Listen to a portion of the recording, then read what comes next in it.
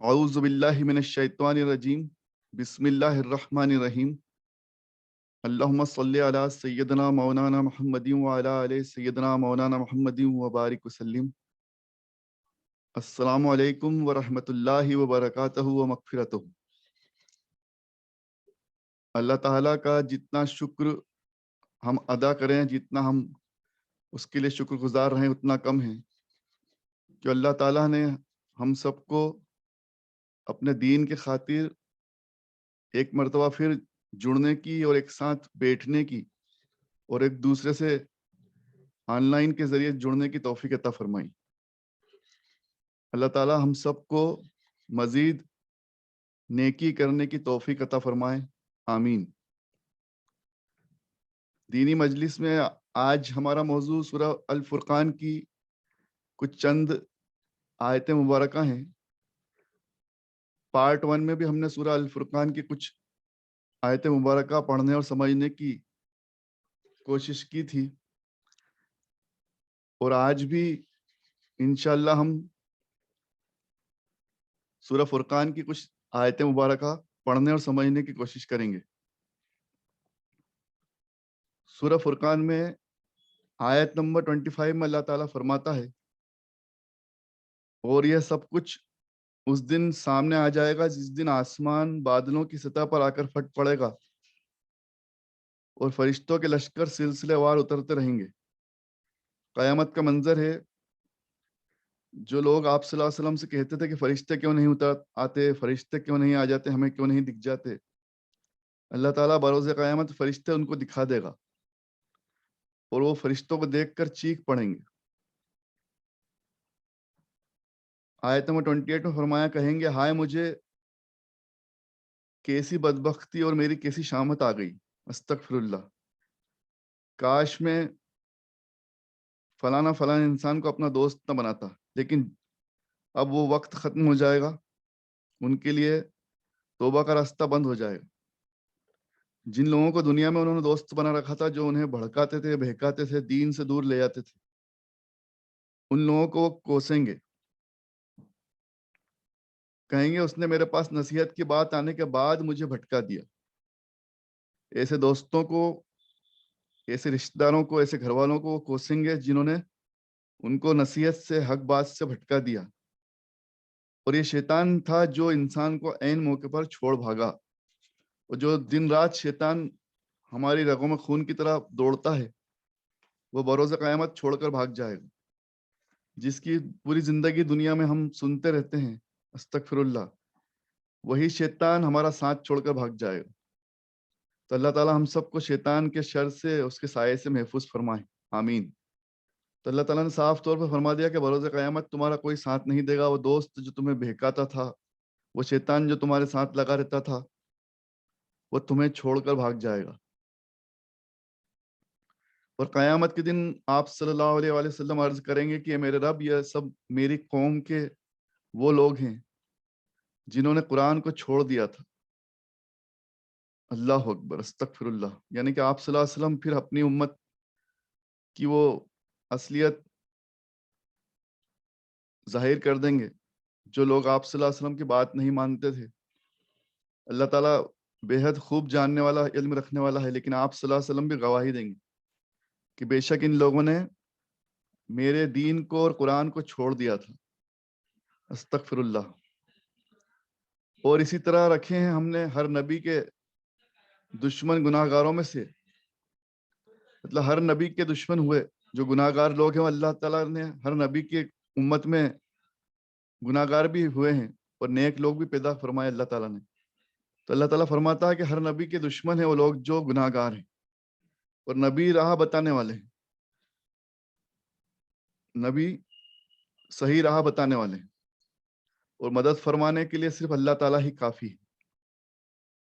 تو یہ بات ظاہر ہوگی کہ اللہ تعالیٰ کے سوا کوئی مددگار نہیں۔ نبی کریم صلی اللہ علیہ وسلم حق اور صحیح راستہ بتاتے ہیں، اور ان کے امت کے گناہ گار بندے ان کے دشمن ہیں۔ یہ بات واضح ہو گئی۔ اور منکروں نے یہ بھی کہا کہ ہم نبی صلی اللہ علیہ وسلم پر قرآن ایک ہی بار میں کیوں نہیں اتار دیا گیا؟ منکر کہتے ہیں کہ اس نبی کریم صلی اللہ علیہ وسلم پر قرآن ایک ہی بار میں کیوں اکٹھا نہیں اتار دیا گیا؟ تو اللہ تعالیٰ فرماتا ہاں ہم نے اس کو تھوڑا تھوڑا نازل فرمایا کہ تمہارا دل مضبوط ہوتا جائے، اسی لیے ہم نے ٹھہر ٹھہر کر اترنے کا اس کا صحیح انداز بنا دیا۔ اس میں آپ صلی اللہ علیہ وسلم کے لیے بھی مخاطب کیا ہے، آپ صلی اللہ علیہ وسلم کے لیے بھی بات ہے یہ، اور تمام امتیوں کے لیے بھی یہ بات ہے کہ قرآن مجید تھوڑا تھوڑا اس نے نازل کیا گیا کہ اس میں اللہ تعالیٰ کی حکمت ہے کہ ایک ساتھ سارے فرمان آ جاتے، تو آپ صلی اللہ علیہ وسلم کے لیے اور ان کی امت کے لیے کافی مشکلات ہو جاتی، اس پر عمل کرنا بہت مشکل ہو جاتا۔ تو بے شک جس طرح سے کسی ڈوز کو تھوڑا تھوڑا دیا جاتا ہے، اسی طرح اللہ تعالیٰ کی حکمت ہے کہ اللہ تعالیٰ نے قرآن مجید کو بھی تھوڑا تھوڑا اندازے سے ایک ڈوز کی طرح اتارا، جس سے آپ صلی اللہ علیہ وسلم کے لیے بھی آسانی ہو اس کو سمجھنا اور اس پہ عمل کروانا امت سے، اور امت کے لیے بھی آسانی ہو گئی۔ پھر اللہ تعالیٰ آگے آیت نمبر 45 میں فرماتا ہے کیا تم نے اپنے رب کی قدرت کو نہیں دیکھا کہ وہ سائے کو کس طرح کھینچ کر پھیلا دیتا ہے؟ یعنی کہ جب شام ہوتی ہے، رات ہوتی ہے، اگر چاہتا تو چھاؤں کو ٹھہرا دیتا ہے، کبھی کبھی چھاؤں ہو جاتی ہے، پھر دھوپ نکل جاتی ہے، پھر ہم نے سورج کو اس پر علامت اور دلیل بنا دیا۔ تو یہ تمام اللہ تعالیٰ کی نشانیوں میں سے ہیں جو انسانوں کے ہاتھ میں نہیں۔ انسان نہ کسی بادل کو چلا سکتا ہے نہ روک سکتا ہے۔ آگے فرمایا پھر کھینچ لیا ہم نے آہستہ آہستہ اس کو اپنی طرف سمیٹ کر۔ یہی وہ اللہ ہے جس نے تمہارے لیے رات کو لباس بنا دیا اور نیند کو تمہارے آرام کا سبب بنا دیا اور دن کو کام کاج کرنے کے لیے اٹھ کر چلنے پھرنے کا ذریعہ بنا دیا۔ سبحان اللہ، یہ اللہ تعالیٰ اپنی نشانی فرما رہا ہے۔ یہی تو وہ ہے جس نے اپنی رحمت برسنے کے پہلے، یعنی کہ بارش برسانے کے پہلے ہواؤں کو خوشخبری دینے کے لیے بھیجا۔ اللہ تعالیٰ ہی بارش برساتا ہے اور وہی بادلوں کو اڑاتا ہے، وہی بادلوں کو بھیجتا ہے جو ٹھنڈی ہوائیں اور بادل ہمیں خوشخبری دیتی ہیں، اور آسمان سے پاکیزہ پانی برسانے کا کام یہ بھی قدرت اللہ تعالیٰ کی ہے۔ تو اللہ تعالیٰ فرما رہا ہے پاکیزہ پانی برسانے کا ہماری قدرت کا کارنامہ بھی بہت خوب ہے۔ سبحان اللہ۔ پھر آگے فرمایا کہ مردہ شہروں کے لیے ہم صاف ستھری اور صاف پاک پانی برسا کر زندگی کا سامان پیدا کر دیتے ہیں، تاکہ اپنی مخلوق میں سے بہت سے جانوروں اور بہت سے انسانوں کو پینے کا پانی دے کر پیاس سے مر جانے سے بچا لیں۔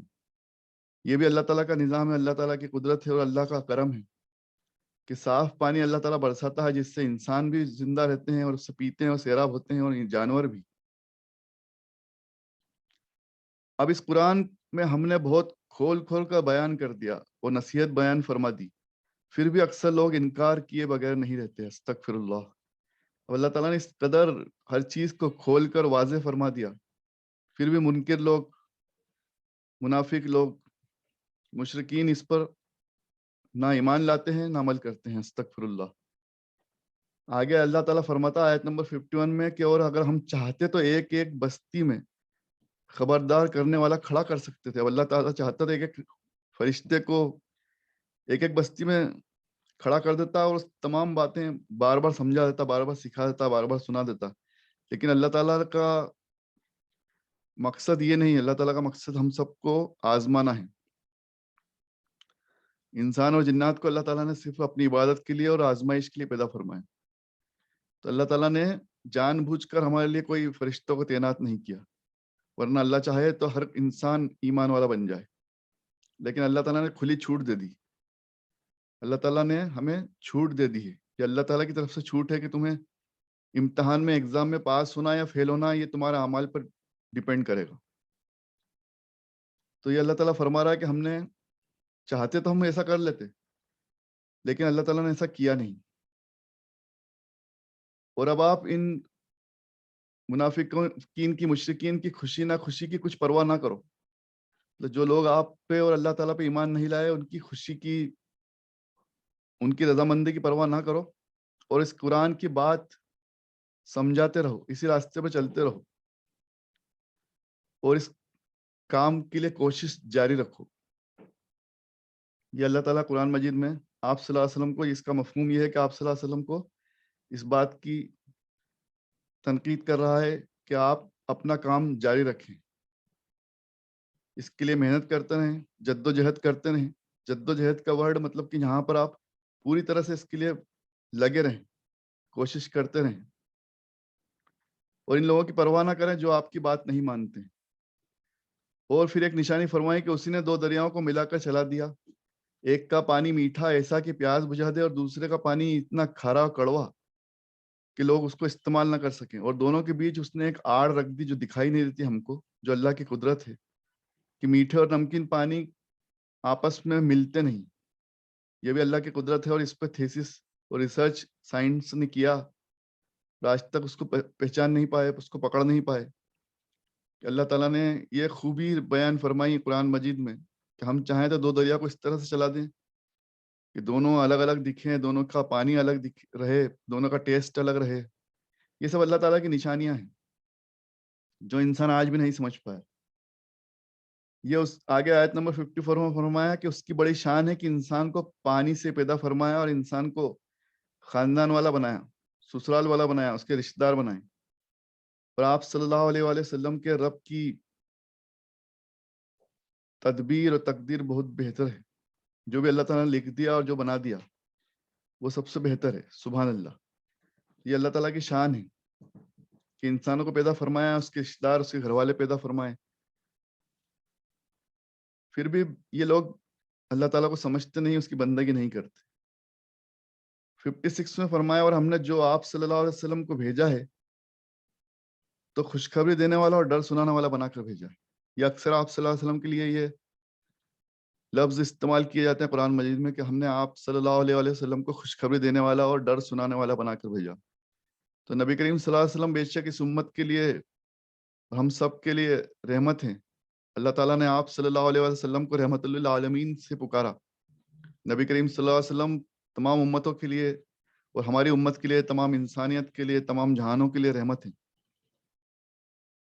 نا. اللہ تعالیٰ نے خود فرمایا وما ارسلناک الا رحمت للعالمین. تو یہ اللہ تعالیٰ نے خود فرما دیا قرآن مجید میں کہ نبی ہم نے آپ کو تمام جہانوں کے لیے رحمت بنا کر بھیجا. تو نبی کریم صلی اللہ علیہ وسلم بے شک رحمت ہیں اور خوشخبری سنانے والے ہیں. جنت کی خوشخبری دیتے ہیں، نیک بندوں کے لیے خوشخبری دیتے ہیں. اور ڈر سنانے والے کا مطلب ہے کہ آپ صلی اللہ علیہ وسلم تمام مشرکین، منافقین اور جو اللہ کے بدبخت اور گناہ گار بندے ہیں ان کے لیے ڈر سنانے والے بھی ہیں. ان کو قیامت کے خطرناک منظر اور آپ کے دوزخ کے عذاب اور ان سے ڈراتے ہیں. تو نبی کریم صلی اللہ علیہ وسلم کو اللہ تعالیٰ نے خوشخبری سنانے والا اور ڈر سنانے والا بنا کر بھیجا. یہ اس بات سے ظاہر ہوا. پھر فرمایا آگے کہ آپ صلی اللہ علیہ وسلم فرما دیجئے کہ ہم نے اس قرآن کو پیش کرنے پر تم سے کسی اجرت یا محنتانے کا سوال نہیں کیا. بے شک اللہ تعالیٰ نے آپ صلی اللہ علیہ وسلم کو اپنی امت تک قرآن مجید بھیجنے کے لیے اپوائنٹ کیا، اور آپ صلی اللہ علیہ وسلم نے تمام آیتیں مبارکہ اپنے امتیوں تک بھیج دی، پہنچا دی، تمام انسانوں تک پہنچا دی. اور قرآن مجید تا قیامت رہے گا تو اس کے ذریعے سب تک پہنچتی رہتی ہے اور پہنچتی رہے گی انشاءاللہ. تو یہ آپ صلی اللہ علیہ وسلم نے اس کے بدلے میں کوئی کسی سے کچھ سوال نہیں کیا، کوئی محنتانہ نہیں مانگا، کسی سے اس کے بدلے میں کوئی اجرت نہیں مانگی. ہاں لیکن اتنا مطالبہ کرتا ہوں کہ جو چاہے اپنے رب کے راستے کو اختیار کر لے. اس کے بدلے میں آپ صلی اللہ علیہ وسلم صرف اتنا چاہتے ہیں کہ تمام امت کے لوگ، تمام لوگ صحیح راستے پر، راہ حق پر آ جائیں. یہی اس کا مقصد ہے. اس کے بدلے میں کوئی کسی سے کچھ پیسہ لینا، کسی سے کچھ ریٹرن کمانا، یہ آپ صلی اللہ علیہ وسلم کا مقصد نہیں. نہ ہی یہ قرآن مجید کا یا قرآن مجید سنانے والے کا تا قیامت کسی کا کوئی مقصد ہے، نہ ہی رہنا چاہیے. آگے آیت نمبر 58 میں فرمایا اور بھروسہ کر لو اس پر جو ہمیشہ زندہ ہے. یہ اللہ تعالیٰ کی خوبی ہے. اللہ تعالیٰ، ہم لوگ آیت الکرسی پڑھتے ہیں، تمام دعائیں پڑھتے ہیں، اس میں بھی یہ آتا ہے یہ زندہ، یہ ہمیشہ رہنے والی ذات. تو اللہ تعالیٰ ہمیشہ زندہ ہے، وہ کبھی نہیں مرنے والا، وہ ہمیشہ سے ہے اور ہمیشہ کے لیے ہے. اور اس کی خوبیاں، اس کی حمد، اس کی پرشنسا بیان کرتے جاؤ. اور اپنے بندوں کے گناہ پر نگرانی کے لیے صرف اس کا خبر رکھنا کافی ہے، لیکن وہ ہر بندے پر نگرانی فرمائے ہوئے ہے، ہر بندے کی اس کو خبر ہے. یہ اللہ تعالیٰ نے یہاں پر واضح کر دیا. آگے فرمایا جب ان سے کہا جاتا ہے کہ صرف اسی رحمان والی شان کو سجدہ کرو، یعنی کہ اللہ تعالیٰ کو سجدہ کرو، تو یہ کہتے ہیں کہ کون رحمان؟ استغفر اللہ. یہ منکر ہے، منافقین ہیں، مشرکین ہیں جو اللہ کو اور اللہ کی ذات سے انکار کرتے ہیں اور اس کو سجدہ کرنے سے منع کرتے ہیں. کیا جس کے لیے تم ہم کو حکم دو گے صرف اسی کو سجدہ کریں؟ یہ آپ صلی اللہ علیہ وسلم سے فرماتے تھے، کہتے تھے لوگ کہ کیا ہم آپ کے کہنے سے کسی کو بھی سجدہ کر دیں؟ اور آپ کی دعوت پر ان کی نفرت اور زیادہ بڑھتی ہے. استغفر اللہ. اللہ تعالیٰ فرما رہا ہے نبی کریم صلی اللہ علیہ وسلم کے لیے کہ آپ جس کو کہتے ہو وہ آپ کی بات نہیں مانتا اور آپ کا حکم نہیں بجاتا، بلکہ آپ جتنی زیادہ دعوت دیتے اتنی زیادہ ان کی نفرت بڑھتی جاتی. تو یہ وہ لوگ ہیں جو مشرکین ہیں، منافقین ہیں، اور جو ایمان کی حلاوت سے، ایمان کی دولت سے دور ہے، محروم ہے. استغفر اللہ. آگے اللہ تعالیٰ آپ دیکھیں، یہاں پر اللہ تعالیٰ نے تمام برے بندوں کی، گناہ گاروں کی باتیں فرمائی. آگے اللہ تعالیٰ اپنے نیک بندوں کی خصلت، خوبیاں، کوالٹیز بتا رہا ہے. کیونکہ قرآن مجید میں اور اللہ تعالیٰ نے جیسا فرمایا ہم نے نبی کو خوشخبری سنانے والا اور ڈر سنانے والا بنا کر بھیجا، تو اللہ تعالیٰ نے قرآن مجید میں ڈر بھی بتایا، منافقین مشرکین کی باتیں بھی کہیں، اور اللہ کے نیک بندوں کی، صالحین کی، اولیاء کی، اپنے محبوب بندوں کی باتیں بھی کی. آیت نمبر 63 سے سورہ فرقان میں اللہ تعالیٰ اللہ کے نیک بندوں کی خصلت بتا رہا ہے، کوالٹیز بتا رہا ہے. رحمان کے خاص بندے وہ ہیں جو زمین پر بغیر گھمنڈ کی چال سے چلتے ہیں. اب دیکھیے سب سے پہلے اس نے چال بتائی انسانوں کو کہ رحمان کے نیک بندے کون ہیں، صالحین کون ہیں، جو گھمنڈ نہیں کرتے. اور جاہل لوگ جب انہیں فضول بحث میں الجھانا چاہتے ہیں تو یہ لوگ سلام کر کر وہاں سے آگے نکل جاتے ہیں، وہاں سے چل پڑتے ہیں. یعنی کہ جاہلوں سے بہت زیادہ آپ کو بحث میں نہیں لگنا ہے. آپ صلی اللہ علیہ وسلم کے لیے بھی اور تمام نیک بندوں کے لیے اور تمام دعوت دینے والے بندوں کے لیے بھی یہی بات آئی ہے کہ اپنی دعوت دے دیں، نیکی کی دعوت دے دیں، اپنی اچھی بات دوسروں تک پہنچا دیں. اس کے بعد کسی سے زیادہ بحث مباحثے میں الجھنے کی ضرورت نہیں. سلام کریں اور آگے بڑھ جائیں، اپنے کام میں لگ جائیں. آگے فرمایا ان کی راتوں کا بڑا حصہ ان کے رب کے لیے سجدے اور قیام میں بسر ہو جاتا ہے. نیک بندے وہ ہیں جو اللہ کو رات میں بھی یاد کرتے ہیں. رات بے شک مغرب سے لے کر فجر تک رات ہے، تو مغرب کے بعد سے اللہ کو یاد کرنا، عشاء میں یاد کرنا، عشاء کے بعد یاد کرنا، صبح فجر میں یاد کرنا، یہ تمام باتیں رات کے حصے میں ہیں. جو اللہ تعالیٰ کو یاد کرتے ہیں وہ نیک بندے ہیں، بڑے توجہ سے یہ دعا کرتے ہیں. اللہ تعالیٰ کی سے بے شک دعا کرنا بھی عبادت ہے. تو اللہ تعالیٰ پسند فرماتا ہے کہ ہمارے رب کے وہ نیک بندے ہیں جو بڑی توجہ کے ساتھ دعا کرتے ہیں کہ ہمارے رب ہم کو جہنم کے عذاب سے بچا. آمین. ہمیں بے شک دعا کرنا چاہیے بار بار کہ اللہ تعالیٰ جہنم سے بچا، جہنم کی آگ سے بچا. آمین آمین ثم آمین. اللہ تعالیٰ ہم سب کو، تمام سننے والوں کو، تمام ہمارے رشتہ داروں، گھر والوں کو، سب کو اللہ تعالیٰ جہنم کے عذاب سے بچائے. یہ دعا اللہ تعالیٰ نے پسند فرمائی کہ ہمارے رب ہم کو جہنم کے عذاب سے بچا. اس کا عذاب بڑا خطرناک ہے، بڑا برا ہے. آگے فرمایا ہم کو بچا لے کہ جہنم کی ٹھہرنے کی جگہ بہت خطرناک ہے، بہت بھیانک ہے، وہاں ذرا دیر رہنا بھی عذاب ہے. استغفر اللہ. تو یہ اللہ تعالیٰ سے ہمیشہ بے شک ہمیں دعا کرتے رہنا چاہیے. اللہم اجرنی من النار. کہ اللہ ہم سب کو جہنم کی آگ سے بچا، ہم سب کو محفوظ فرما. آمین. آگے 67 میں فرمایا رحمان کے بندوں کی ایک خوبی یہ بھی ہے کہ جب مال خرچ کرنا ہو تو فضول خرچی نہیں کرتے اور کنجوسی بھی نہیں کرتے، بلکہ درمیانی راستہ اختیار کرتے ہیں. سبحان اللہ. یہ بھی نیک بندوں کی کوالٹی ہے کہ نہ تو بہت زیادہ فضول خرچی کرتے ہیں، نہ ہی کنجوسی کرتے ہیں. جہاں جتنا ضروری ہے اتنا خرچ کرتے ہیں، یعنی کہ خاص طور سے دکھاوے سے دور رہتے ہیں. دکھاوے کو اور ریاکاری کو اللہ تعالیٰ نے پسند نہیں فرمایا. اور رحمان کے بندوں کی یہ صفت بھی خوب ہے کہ اللہ کے ساتھ کسی دوسرے معبود سے دعا نہیں کرتے، یعنی کہ کسی کو شریک نہیں کرتے، شرک سے پاک ہیں. اور اللہ نے جس جان کو مار ڈالنا حرام قرار دیا ہے اسے ناحق قتل نہیں کرتے، یعنی کہ انسانیت کا قتل بلا وجہ نہیں کرتے. اور زنا بدکاری نہیں کرتے، اور جو ایسے سنگین جرم کرے تو اس کے لیے بڑا گناہ ہے، استغفر اللہ، اس کا قیامت کے دن عذاب بڑھتا جائے گا اور اس میں ہمیشہ ذلیل ہو کر پڑا رہے گا، استغفر اللہ۔ مگر جو کوئی توبہ کر لے اور ایمان پر قائم رہ کر نیک عمل کرتا رہے تو اللہ ایسے لوگوں کے لیے گناہوں کو نیکیوں میں بدل دے گا، سبحان اللہ۔ یہ اللہ تعالیٰ کا ایک بہترین وعدہ ہے جو اللہ تعالیٰ نے قرآن مجید میں کئی مرتبہ کئی جگہ فرمایا ہے کہ جو لوگ توبہ کر لیں، ایمان پر قائم ہو جائیں، نیک عمل کرنے لگیں، اللہ سے ہمیشہ کے لیے توبہ کر لیں، تو ایسے لوگوں کے لیے اللہ تعالیٰ کی خوشخبری ہے کہ گناہوں کو نیکیوں میں بدل دے گا، اور اللہ تعالیٰ بے شک بخشش فرمانے والا بڑا مہربان ہے، سبحان اللہ، آمین۔ اور جس نے توبہ کی اور نیک عمل کرنے پر چل پڑا، بس اس کی توبہ اللہ کے یہاں جا پہنچی، اور توبہ کے لیے جو اس نے پلٹ گیا، رجوع کر لیا، اللہ کے سوا کوئی نہیں، اللہ کے سوا توبہ کرنے کے بعد اللہ سے جب توبہ کر لے تو اسے معاف کرنے والا اللہ کے سوا کوئی نہیں، بے شک۔ پھر فرمایا رحمان کے وہ بندے وہ ہیں جو جھوٹی گواہی نہیں دیتے، اور راستہ چلتے بیکار کاموں سے ان کا سامنا ہو جائے تو اپنا دامن بچا کر وہاں سے بڑی خوبی سے نکل جاتے ہیں۔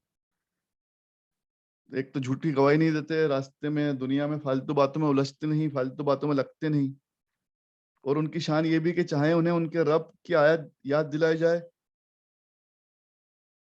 چاہے انہیں ان کے رب کی آیت یاد دلائی جائے تب بھی اس پر اندھے بہرے ہو کر نہیں گرتے، اور ان کی دعا بھی خوب ہے، ان کی دعا بھی خوب ہے کہ جب عرض کرتے ہیں کہ اے پالنا ہم کو ہمارے جوڑوں میں اور ہماری اولاد میں آنکھوں کی ٹھنڈک عطا فرما اور ہم کو پرہیزگاروں میں فرما، سبحان اللہ۔ تو یہ اللہ تعالیٰ نے ہی فرما دیا نیک بندوں کی خصلتیں، کہ ایک تو تمام باتوں کو بہت غور سے سنتے ہیں، اندھے بہرے نہیں بن جاتے، تمام آیتوں کو جب نازل ہوتی ہیں تو اس کو سمجھتے ہیں، سیکھتے ہیں، پھر اس پر عمل کرتے ہیں۔ یعنی کہ اندھے بہرے کا یہ بھی مطلب ہے، یہاں پر میننگ یہ بھی نکل رہا کہ ایک تو دھیان سے سنتے ہیں، غور کرتے ہیں، غور و فکر کرتے ہیں، سنتے ہیں، اور پھر اس پر عمل کرتے ہیں، کیونکہ اندھا بہرا کچھ نہیں کرتا، اس کے سامنے کتنی بھی آیتیں سنائی جائیں اس پر آیتوں کا کوئی اثر نہیں ہوتا، قرآن مجید کا کوئی اثر نہیں ہوتا۔ تو اچھے بندے، نیک بندے وہ ہیں جو اندھے بہرے نہیں بنتے، یعنی کہ آیتوں کو سمجھتے بھی ہیں، سنتے بھی ہیں، پڑھتے بھی ہیں ہر لحاظ سے، اور پھر سمجھ کر اس پر عمل کرتے ہیں، تو یہ اللہ کے نیک بندے ہیں۔ یہ بات یہاں اس طرح سے ہے جس کو میں نے واضح کرنے کی کوشش کی، اور ان کی دعا بھی اللہ تعالیٰ یہ پسند فرماتا ہے کہ وہ اس طرح سے دعا کرتے ہیں کہ اے پالنہار، اے رب ہم کو ہمارے جوڑوں میں یعنی کہ ان کی جوڑی جو میاں بیوی کی جوڑی ہے، جو پیئرس ہیں، اور ان کی جو اولاد ہے اس میں آنکھوں کی ٹھنڈک عطا فرما، سبحان اللہ۔ سب سے بہترین دنیا میں اگر سب سے بہترین کوئی اللہ تعالیٰ کی نعمت اور گفٹ ہے تو اس کے بیوی بچے ہیں، بے شک دنیا میں اللہ تعالیٰ کی سب سے بڑی رحمت، سب سے بڑا انعام اس کے بیوی بچے ہیں، تو اللہ تعالیٰ سے بے شک یہ دعا کرنا چاہیے کہ اللہ ہم سب کو بہترین بیوی اور بہترین اولاد عطا فرما جو ہمارے آنکھوں کی ٹھنڈک بنے۔ یہ بہترین دعا اللہ تعالیٰ نے قرآن مجید میں ہم کو سکھا دی، اور ہم کو پرہیزگاروں میں شامل فرما، شمار فرما، سبحان اللہ، الحمدللہ۔ ایسے لوگوں کو بہت خوب بدلہ ان کے صبر کے بدلے میں عطا فرمایا جائے گا، بلند حویلیوں میں ان کے رہنے بسنے کا انتظام ہوگا، سلامتی والی دعا کے ساتھ ان کا سواگت استقبال کیا جائے گا، سبحان اللہ۔ یعنی کہ بروز قیامت جب یہ لوگ اکٹھا ہوں گے تو انہیں جنت الفردوس میں بھیجا جائے گا۔ یہ جنت الفردوس کی خوبیاں بیان کی گئی کہ ایسی بہترین حویلی، بڑے بلند ان کے محل ہوں گے جہاں پر ان کو ان کے صبر کا اور نیکی کا بدلہ ملے گا، تمام انتظام بہترین انتظام ہوں گے، اور جب یہ داخل ہوں گے تو ان کے لیے فرشتے ان کے لیے انہیں سلام پیش کریں گے، ان کے لیے سلامتی کی دعا کریں گے، سبحان اللہ۔ اور یہ لوگ ہمیشہ وہاں رہیں گے، اور بہت بہترین ٹھکانہ ہے جنت، اور بہترین قیام گاہ ہے جہاں پر یہ ہمیشہ رہیں گے۔ آپ صلی اللہ علیہ وسلم سے اللہ تعالیٰ کہتا ہے کہ فرما دو کہ اگر تم میرے رب سے دعا نہ کرو گے تو میرے پروردگار کو تمہاری کچھ بھی پرواہ نہیں، تم نے سچ بات کو جھٹلانے کا جرم کیا ہے، اس کا بوال تم پر بہت جلد آنے والا ہے، استغفر اللہ۔ تو یہ اللہ تعالیٰ نے اس سورہ مبارکہ سورہ فرقان کے ذریعے تمام گناہگار اور تمام نیک بندوں کی صفت بیان کی، اور یہ بھی سمجھا دیا کہ اللہ تعالیٰ کو دعا بہت پسند ہے۔ اللہ تعالیٰ پسند فرماتا ہے کہ لوگ یعنی کہ اس کے بندے، ہم سب لوگ اللہ تعالیٰ سے دعا کریں، اور اللہ تعالیٰ اس کو قبول فرماتا ہے اور اپنے نیک بندوں کو دنیا اور آخرت میں بہترین صلہ فرماتا ہے۔ یہ بھی اللہ تعالیٰ نے ظاہر کر دیا۔ اور جو دعا نہیں کرتا تو اللہ تعالیٰ کو اس کی کوئی بھی پرواہ نہیں۔ اور جو لوگ حق کو جھٹلاتے ہیں یعنی قرآن مجید کو اور آپ صلی اللہ علیہ وسلم کو جھٹلاتے ہیں، ان کا بوال مطلب ان کا عذاب، ان کا گناہ بھی ان کے سر پر ہے، جو بہت جلد انہیں مل جائے گا۔ استغفر اللہ۔ تو یہاں اللہ تعالیٰ ہم سب کو یہ سکھا رہا ہے کہ کس طرح ہمیں نیک بننا ہے، اور نیک بندوں کی کوالٹیز کیا کیا ہے، اس پر عمل کرنا ہے، ان تمام کوالٹیز کو اختیار کرنا ہے، اس کو ایڈاپٹ کرنا ہے۔ اللہ تعالیٰ ہم سب کو کہنے سننے سے زیادہ عمل کی توفیق عطا فرمائے۔ سورہ فرقان ہماری مکمل ہوئی۔ اللہ تعالیٰ جو غلطی ہو گئی ہوں پڑھنے اور سمجھنے میں، اس کو معاف فرمائے۔ وآخر الدعوانا ان الحمد للہ رب العالمین۔ بسم اللہ الرحمن الرحیم، الحمد للہ رب العالمین۔ اللہم صلی علی سیدنا مولانا محمد وعلی آل سیدنا مولانا محمد وبارک وسلم۔ اے اللہ تعالیٰ، تجھے تیرے رحم و کرم کا واسطہ، تو 70 ماؤں سے زیادہ محبت کرنے والا ہے۔ تجھے تیرے رحم و کرم کا واسطہ، تجھے اپنے بندوں سے محبت کا واسطہ، اپنے محبوب نبی کریم صلی اللہ علیہ وسلم سے محبت کا واسطہ، نبی کریم صلی اللہ علیہ وسلم کے واسطے وسیلے سے ہم سب کی تمام دعاؤں کو قبول و مقبول فرما۔ تیرے رحم و کرم کے واسطے وسیلے سے ہم سب کی تمام دعاؤں کو قبول اور مقبول فرما۔ ہم سب کی اس ٹوٹی پھوٹی نیکی کو قبول اور مقبول فرما، غلطیوں کو معاف فرما۔ استغفر اللہ ربی من کل ذنب واتوب الیہ۔ ہم سب کو معاف فرما، ہم سب کو صحیح راستے پر چلنے کی توفیق عطا فرمائے، نیکی کی راستے پر چلنے کی، نیکی کی دعوت ایک دوسرے کو پہنچانے کی، دینے کی توفیق عطا فرما۔ ہم سب کو اپنے نیک بندوں میں شمار فرما۔ ہم سب کو، ہمارے گھر والوں کو، ہمارے رشتہ داروں کو، تمام امت مسلمہ کو، جس نے دعا کے لیے کہا ہے، سب کو جنت الفردوس عطا فرما۔ ہم سب کو جنت الفردوس عطا فرما، ہمارے والدین کو جنت الفردوس عطا فرما، سب کو ایک اور نیک بنا دے۔ اے اللہ، ہم سب کی تمام دعاؤں کو قبول اور مقبول فرما۔ جس نے دعاؤں کے لیے کہا ہے، سب کی جائز تمناؤں کو قبول و مقبول فرما۔ دنیا اور آخرت کی تمام بھلائیاں، رحمتیں، نعمتیں، عظمتیں، امن و امان، حفاظت، برکت اور عافیت عطا فرما۔